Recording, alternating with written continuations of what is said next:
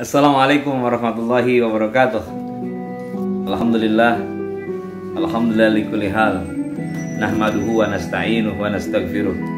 Wa na'udzu billahi min sururi anfusina wa min sayyiati a'malina. May yahdihillahu fala mudilla lahu wa may yudlil fala hadiyalah. Bersyukur mengajak kepada para sahabat-sahabat sekalian pendopo Zikir Hadir Center dengan berucap alhamdulillah.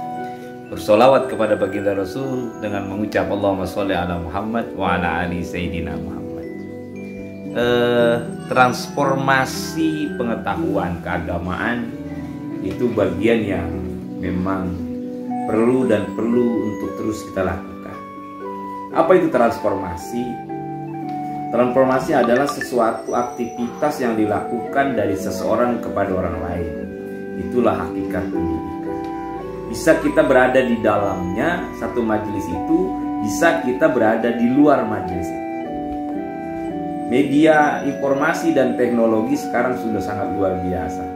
Kita bisa mendapatkan halakoh dari para asatis, para tokoh dan para alim ulama yang bisa memberikan pencerahan kepada kita.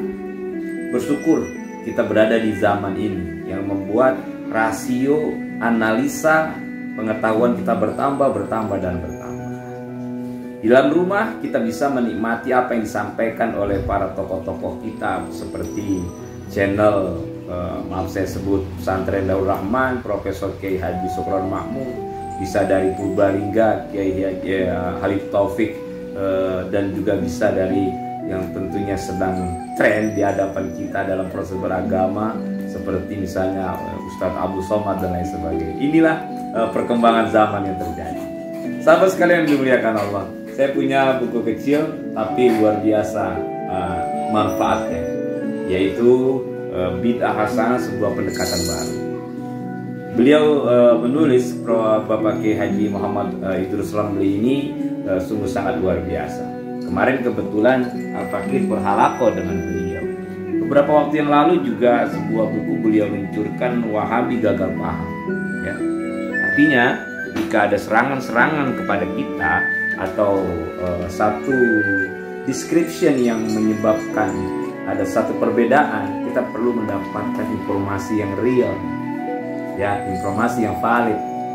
Di dalam buku yang sangat luar biasa ini, tanda kata-kata sebuah pendekatan baru, saya melihat bahwa di antara sekian banyak cakepnya tulisan ini, saya ingin mengemukakan pada kesempatan ini 7-8 menit konten ini tentang istighfar setelah sholat 5 waktu.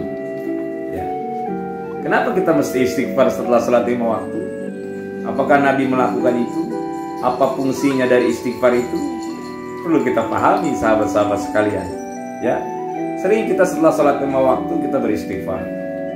Astaghfirullahaladzim, astaghfirullahaladzim li wali walidayya wali ashabi huquqi wajibati alayya wali jamil muslimin wal muslimat wal mu'minin wal mu'minat alahya minhum wal amwat.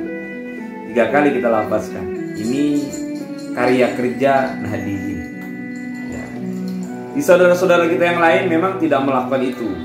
Bahasa kita dipersilahkan, tapi jangan sedikit dan jangan menyudutkan apa yang kita lakukan. Ternyata para sahabat-sahabat sekalian, manfaat istighfar 3 kali itu kalau kita renungi secara mendalam dalam analisis hadis-hadis Rasulullah SAW, di dalam buku ini dinukilkan an Sawaba radhiyallahu an qala kana Rasulullah SAW idza insarafa min salatihi istaghfarallaha thalatha wa qala Allahumma antas salam wa minkas salam tabarakta ya zal jalali wal ikram. Kita sering baca dan hari ini kita lihat di dalam redaksinya, ya, yang mana ini didukung di dalam sebuah hadis Rasulullah SAW yang diriwayatkan oleh Imam Muslim, yang artinya dari Sauban radhiyallahu anhu berkata Rasulullah SAW apabila selesai dari sholatnya maka memohon ampunan kepada Allah sebanyak 3 kali dan berkata, ya Allah, Engkaulah yang maha selamat dari segala kekurangan, hanya darimu keselamatan itu diperoleh, Maha suci Engkau, wahai yang maha memiliki keagungan dan yang mempunyai kemuliaan. Subhanallah. Yakin dan membawa satu kemantapan. Kita sering ulama mengatakan kita wa'bud rabbaka hatta ya'tiyakal kali yakin. Sembahlah Allah, lakukanlah proses intermediate kepada Allah, pendekatan kepada Allah dengan satu keyakinan. Nah, jadi kita baca Allahumma antas salam wa minkas salam, itu jelas ada literasinya dari baginda Rasul sallallahu alaihi wasallam. Itu yang pertama. Yang kedua, mendoakan orang yang sudah kembali kepada Allah atau mendoakan orang tua kita itu diperintahkan di dalam Al-Quran. Jadi yang kita baca itu doa. Setelah salat kita doa. Rasulullah SAW bersabda, an Abi Hurairah radhiyallahu anhu qala Rasulullah SAW, inna rajula la turfa'u darajatuhu bil jannah fayaqul anna hadza fayuqal bil istighfari waladika laka. Dari Abu Hurairah, Rasulullah SAW bersabda, sesungguhnya seorang laki-laki benar diangkat derajatnya di surga. Lalu berkata, dari mana ini? Kata mereka.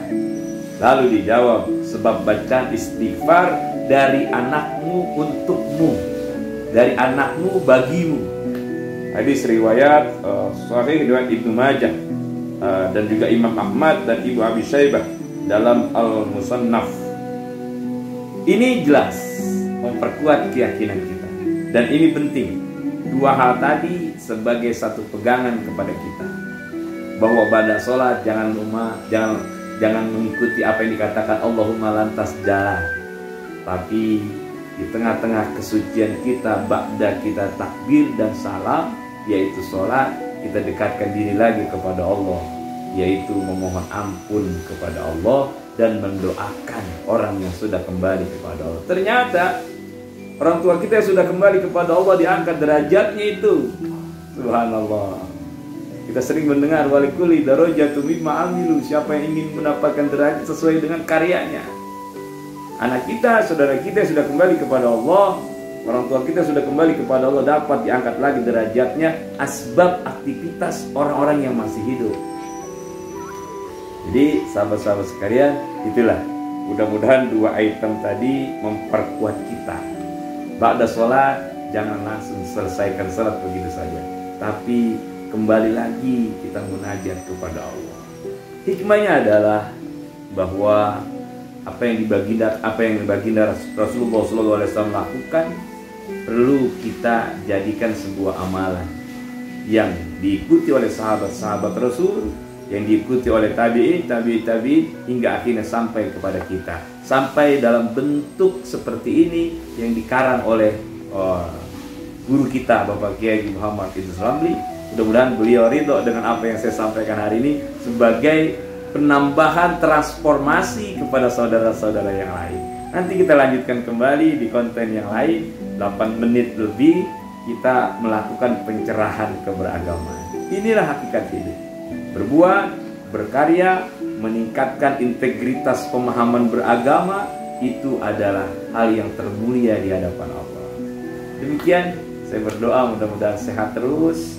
Di hari Isnin ini menjelang Ramadan kita diberikan kesehatan oleh Allah Subhanahu wa taala. Salam ukhuwah, kita terus menjadi hamba-hamba yang berupaya mendekatkan diri kepada Allah. Amin ya rabbal alamin. Wallahul muwaffiq. Assalamualaikum warahmatullahi wabarakatuh.